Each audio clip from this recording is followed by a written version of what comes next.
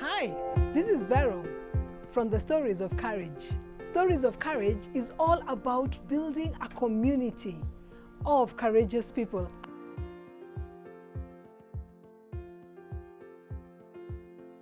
Welcome to another episode where we get to engage with one of my good friends. Today I'm joined by my sister from another mother, by the name Wanyika Karanja. We share so much with Wanyika. We share birthdays. We share birthdays. And the month of June is a special month for myself, for Wanyika, for different reasons. Yeah. Wanyika is joining me today to talk about grief and the loss of a loved one. And we'll just talk about it. June represents so much for us.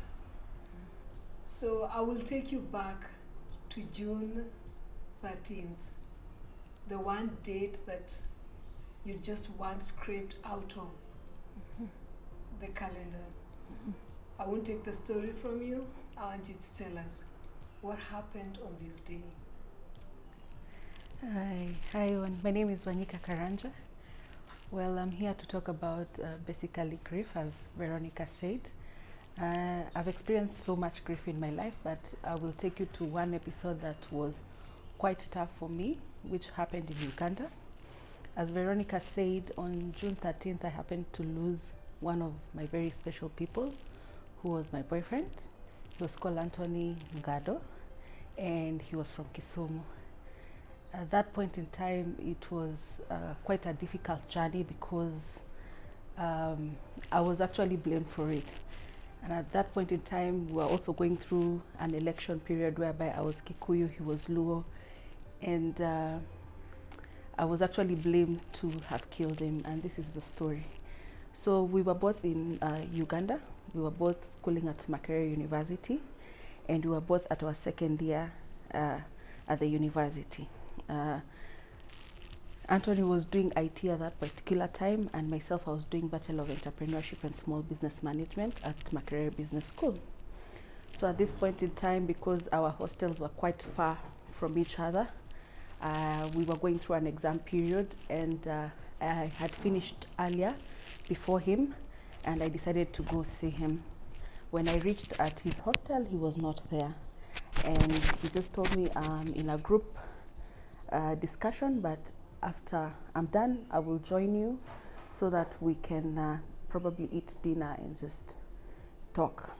And by God's grace, he finished where he was, and he came back and he joined me at his hostel. At that point in time, I remember I was quite very sick because I had malaria, so I was not quite stable with myself. So at that point in time, when he was preparing to do his own things, I walked out and went and stood at a veranda whereby just to get the fresh air because I wasn't feeling quite well and I was feeling dizzy. But within a period of not even 2 minutes, I had commotion, and unfortunately he had fallen off the balcony from about, it was 5th floor to ground floor. And I had to see him fall, and there was nothing I could actually do about it. And he kept on looking. At that point in time when he was going down, he kept on looking at me until when he got down and he hit his skull. So when we rushed down, he was still breathing, but we had to pick him up just to take him to hospital. But when we got to hospital, we went to the doctors examined him, and then the doctor told us to walk out. Immediately we walked out, he gave up and went to be with the Lord. And just to speak about this was one of my hardest experiences that I've experienced in my life. I have experienced grief in other levels.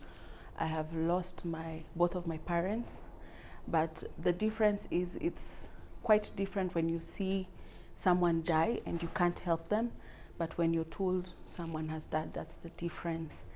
And from there, because it's Uganda, there was a newspaper called Red Paper in Uganda. I'm sure all Ugandans will relate. So they will get a lot of stories from nowhere. They will give a lot of stories. There were a lot of stories that spoke lies about what happened. Some of them will say he caught me having sex with someone, so that's why he committed suicide. Others will say he was drunk and he was playing around and he decided to, he fell down. Others people say he had given up on life and that's why he basically had to commit suicide, which for a fact it's a lie. It was just an accident that happened, and basically I can't even say how it happened, but it was just an accident that happened. And have to go through this period where everyone is talking about you. You get to class, everyone is reading about you on the newspapers, and in class people are passing the newspaper around. It got me to a point whereby I couldn't even attend class anymore. So my solace was drinking, clubbing, just to take away my sorrows. So, and you know, at that point in time in life, I think you're connected to those people that are like the things that you feel like doing. And funny enough, I was just connected to people who would party and drink and do all those certain things. And for a fact, it affected my education and me as a person. I had a very low self-esteem about myself. I didn't believe in myself. I didn't value myself. I just saw like there's nothing to live for, because everywhere you will go, people will turn heads and just talk about you. So the only relief for me was to actually drink and just sleep and sleep it off. But I thank God that other people in campus were raised to just to walk with me through that journey and just encourage me through that journey. And one of the things that I'm even grateful about is even when I was telling my dad, you know, I really don't want to go back to Makerere, I need you to exchange schools for me. He said, listen, I won't do that, because you will now give people more reasons to talk. You have to go and face those people and just trust God that He will take you through that process of facing all those things and healing. And so I went back by the grace of God, and through just after doing all those funny things, and my elder brother was like, okay, fine, you know, you cannot give people the power over your life. You have to take charge in your life, and you have to let God do what He wants to do in your life, and take you through that pain. So what I did, I got born again. I started serving in church, in the Redeemed Christian Church of God, the Ambassadors.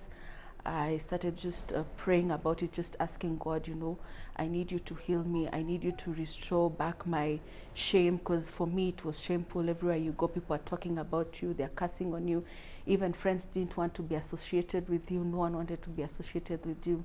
So I just told God, you know, you have to give me the grace to just go through that moment and just face this. And that's where I met Veronica, one of the people who helped me just go through that process and accept through God's word, through just one of the things where I find solace is just to do worship music and just to cry it out and just to just speak to God about it. It helps a lot, and speak to someone probably who wouldn't judge you, where there's a safe space for you. So basically that is my story here.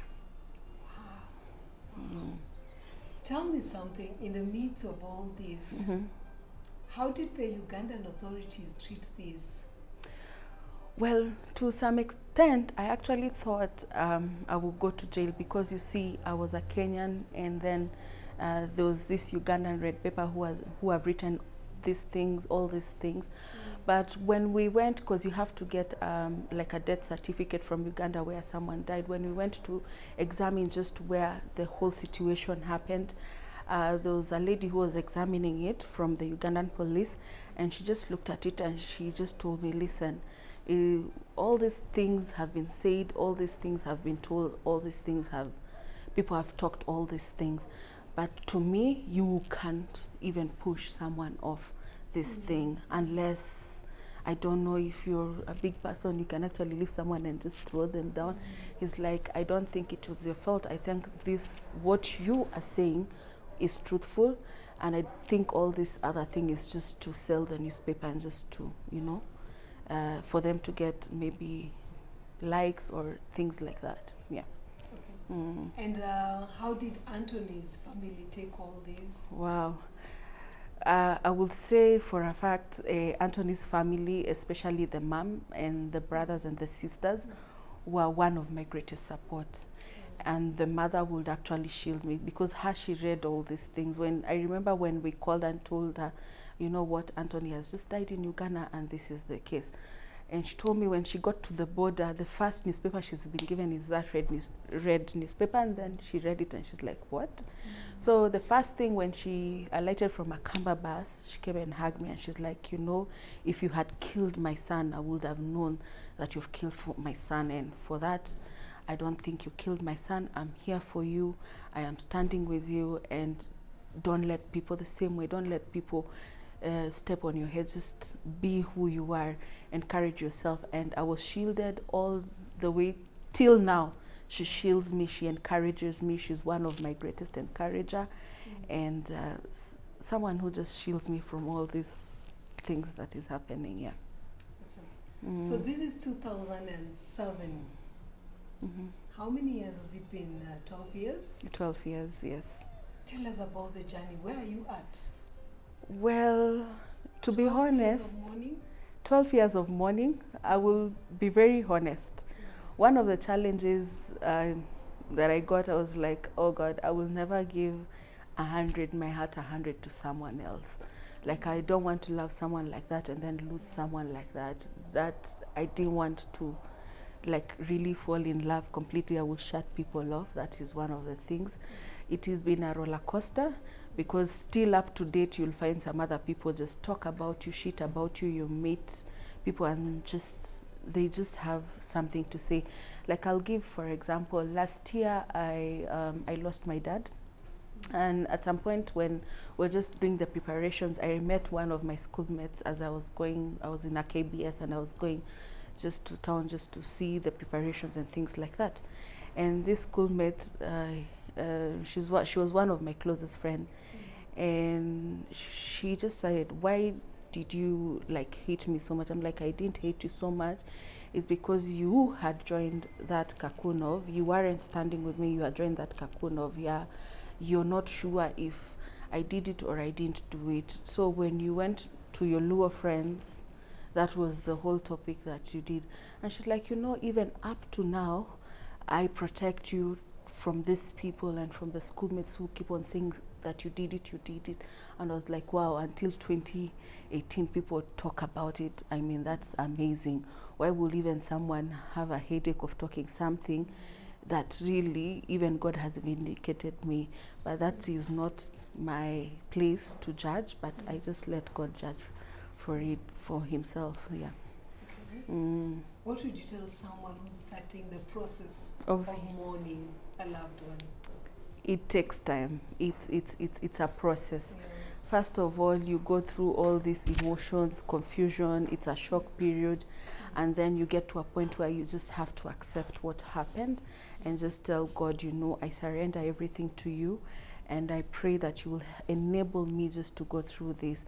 And then you have to take a day at a time. It's not something that you will wake up and tomorrow disappears. One of the things I can tell you is, and I think a friend of mine called Jeff Okoba repeated this for me when I lost my dad, that the pain never goes away, but you learn to live with the pain through your life. So I think that's it. And God is very faithful. If you trust him to take you through that, just to heal you, to give you peace that surpasses your human understanding, he will do that for you. So it's a process, but you have to start accepting that you see that person is gone, he's never coming back, and life has to go on. The sun will rise, the sun will set. You'll just have to face life and just live life the way God wants you to live the life that he's given you. Yeah. Thank you, Wanyika. Thank you. Thank you for being a courageous woman. Yeah. Keep doing it. Keep encouraging others. Yeah. Has this story encouraged you in any way or inspired you? Kindly like, share, comment, tell your friends about it.